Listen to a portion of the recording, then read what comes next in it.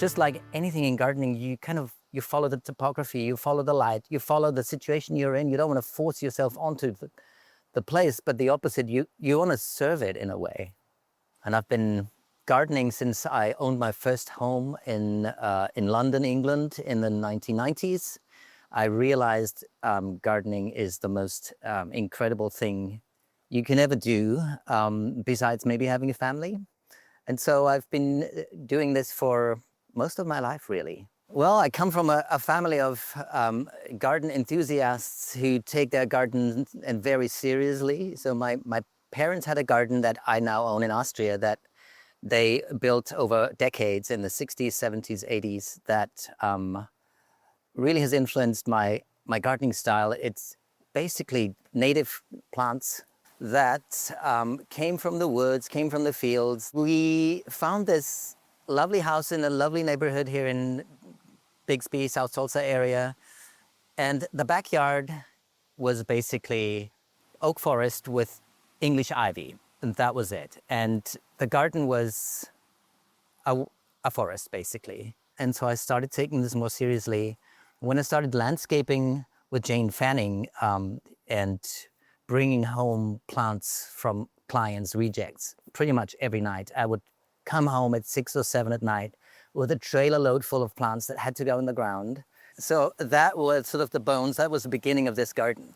This terrain here in Bixby, close to the river, is very sandy. And so that is one of the reasons why it makes sense to terrace a slope. And when I first tried just to put sod down, it would always wash down. So it made sense to start terracing it. And by that, of course, also creating different sort of spaces and different rooms in the garden. It was the beginning of something I didn't even imagine. Well, making rooms in the garden makes sense because you obviously have different areas in the garden, but you also want to define them as they offer themselves to you, maybe in a way. If you walk into a garden and you see everything at once, there's nothing to discover. I love a natural garden. I want people to feel abundance, to feel like it just has to be like that, it's natural. But at the same time, I like formality. I do like the old French and English gardens. So I researched for more than a year to find the right greenhouse, but also to figure out how to put it on a stem wall, which was traditional in Victorian times. Yeah. And I couldn't find anyone in the region who had this like this, or at least who I knew. And so I sort of slowly figured it out and found the old Coffeyville bricks. Yeah, I love the Oklahoma bricks you put in. Of course. Here you've created it as a destination to travel to. It's just beautiful. You need a reason to go out in your yard. It's either you're gardening, you're working, or you want to go on a walk or go and see something. I have a bunch of Hicks yews that are now 7 feet high that I love. They're like, even in the winter, there is the evergreens. It's like big old men, like giants that stand in the garden. And then I have a lot of boxwoods. None of my boxwoods are in a straight row, and it's partly because they all came in different sizes to start with, but it's also, I think, boxwoods in a straight row, almost any plant in a straight row, is really boring. It is really a matter of how you arrange them and how you place them and what you put with them. The more time I've spent here in Oklahoma, the more I've started diving into what actually grows here, what's naturalized and what is native here, and what works easily.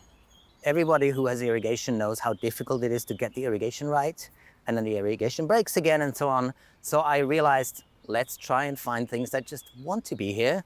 And one of the many things that do is columbine. I want my plants to find their spots. Again, this is sort of a coexistence, I would say. My mom used to always say there should be room for every animal in her paradise.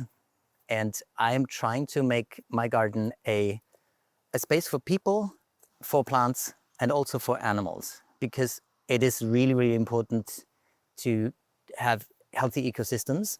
On one side of the driveway is our daughter Viviana's space that she's called Springtime. So the name of the place is actually Springtime. And she plays there with her neighbor friends, and she builds stuff, and she cooks there with herbs. And again, I'm trying to make this a place that's beautiful, and I don't want people to destroy it, but I want the children to play here and to pick flowers and play with them and hide in the bushes and do their thing.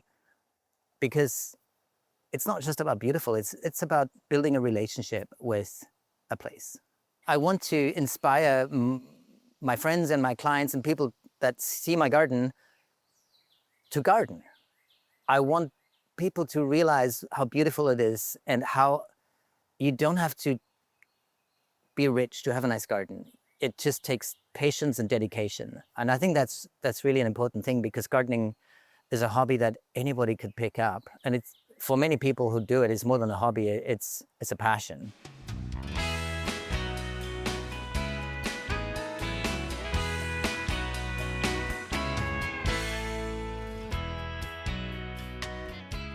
We hope you enjoyed this video as part of our Oklahoma Gardening YouTube channel. You can also find even more videos on the OK Gardening Classics YouTube channel.